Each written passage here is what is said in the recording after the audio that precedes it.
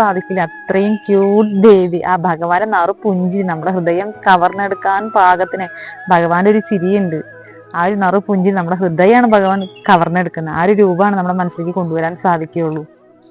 യശോദാമ്മ വെണ്ണ കട്ടുതിരുന്ന സമയത്ത് യശോദാമ്മ വഴക്ക് പറഞ്ഞിട്ട് ഇരു കൈയിലും അതിരത്തിലും വെണ്ണയുമായിട്ട് ഒരു നറു പുഞ്ചിരി തൂക്കിക്കൊണ്ട് കണ്ണുകൾ തിരുമ്പി നിൽക്കുന്ന ഒരു ഉണ്ണിക്കണ്ണന്റെ രൂപം. വളരെ ക്യൂട്ടായിട്ടുള്ളൊരു ഉണ്ണിക്കണ്ണൻ.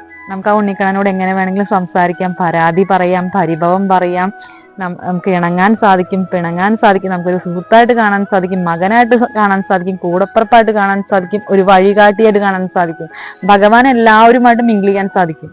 എല്ലാവരും കയ്യിലെടുക്കാനുള്ള ഒരു കഴിവുണ്ട് ഉണ്ണിക്കണ്ണന്.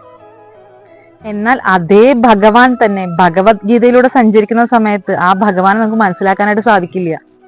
അത്രയും പവർഫുൾ ആണ് ആ ഭഗവാൻ തന്നെ. നമ്മൾ ഇവിടെ എങ്ങനെയാണ് ഭഗവാനോട് ഇണങ്ങുന്നത്, എങ്ങനെയാണ് ഭഗവാനോട് പിണങ്ങുന്നത്, എങ്ങനെയാണ് നമ്മൾ സുഖദുഃഖങ്ങൾ ഭഗവാനോട് ഷെയർ ചെയ്യുന്നത്, ആ ഭഗവാൻ തന്നെ ഈ ഒരു തലത്തിലേക്ക് വരുന്ന സമയത്ത് ആ ഭഗവാൻ നമുക്ക് നിർവചിക്കാൻ സാധിക്കില്ല, മനസ്സിലാക്കാനായിട്ട് സാധിക്കില്ല. അഗ്നിയാണ് ഭഗവാൻ, ജ്വലിക്കുകയാണ്. കുരുക്ഷേത്ര ഭൂമിയിൽ ഭഗവാൻ ജ്വലിച്ചുകൊണ്ടിരിക്കുകയാണ് ആ ഒരു ഭഗവാൻ. ആ ഭഗവാൻ നമ്മൾ റോൾ മോഡലാക്കി കഴിഞ്ഞാൽ മുന്നോട്ട് സഞ്ചരിക്കാൻ സാധിക്കും. നമുക്ക് ഏത് തടസ്സമാണെങ്കിലും ഏത് പ്രതിസന്ധിയാണെങ്കിലും അതെല്ലാം തട്ടിത്തെറിപ്പിച്ചുകൊണ്ട് നമുക്ക് മുന്നോട്ട് സഞ്ചരിക്കാനായിട്ട് സാധിക്കും. അത്രയും പവർഫുൾ ആണ് ഭഗവാൻ ശ്രീകൃഷ്ണൻ. അദ്ദേഹത്തെ വേണം നമുക്ക് റോൾ മോഡലാക്കാൻ. ആ ഭഗവാൻ പോലും കരഞ്ഞിട്ടുണ്ട്. ഭഗവാൻ എപ്പോഴാണ് കരഞ്ഞിരിക്കുന്നത്? ഒരു മാതൃവാത്സല്യത്തിന് മുന്നിൽ ഭഗവാൻ കരഞ്ഞിട്ടുണ്ട്. കുറൂരമ്മയ്ക്ക് ഗുരുവായൂരപ്പൻ മകനായിരുന്നു. അമ്മയുടെ ഭോജനശാലയിൽ അമ്മയ്ക്ക് ഭക്ഷണങ്ങൾ തയ്യാറാക്കി മറ്റു ജോലികളും ചെയ്തുകൊണ്ട് ഉണ്ണിക്കണ്ണൻ കഴിച്ചു കൂട്ടിയിരുന്നു. അമ്മയുടെ മരണത്തോടടുക്കുന്ന സമയത്ത് ഉണ്ണിക്കണ്ണൻ പോലും കരഞ്ഞിട്ടുണ്ട്. ഭഗവാനെ അറിയാം അമ്മ തന്നോട് അടുക്കുകയാണെന്നുള്ള കാര്യം. എന്നിട്ട് പോലും ആ കണ്ണിൽ നിന്നും കണ്ണുനീർ വന്നിട്ടുണ്ട്. അവിടെയും ഭഗവാൻ ഉയർന്നു.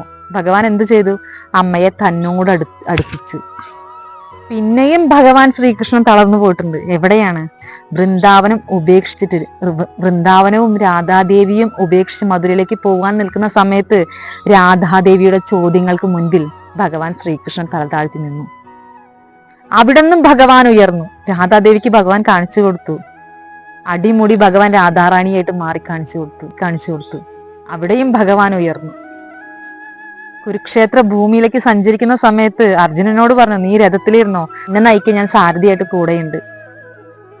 ആ ഭൂമിയിൽ, കുരുക്ഷേത്ര ഭൂമിയിൽ യുദ്ധം നടത്തി തേരാളിയായി ഭഗവാൻ തിരിച്ചു വന്നു.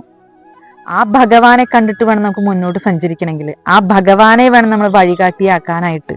കാരണം എവിടെ തളർന്നു പോയാലും എവിടെ തകർന്നു പോയാലും ഏത് പ്രതിസന്ധിയാണെങ്കിലും അതെല്ലാം തരണം ചെയ്തുകൊണ്ട് മുന്നോട്ട് സഞ്ചരിക്കാനായിട്ട് ആ ഭഗവാൻ നമുക്ക് വഴി കാണിച്ചു തരും.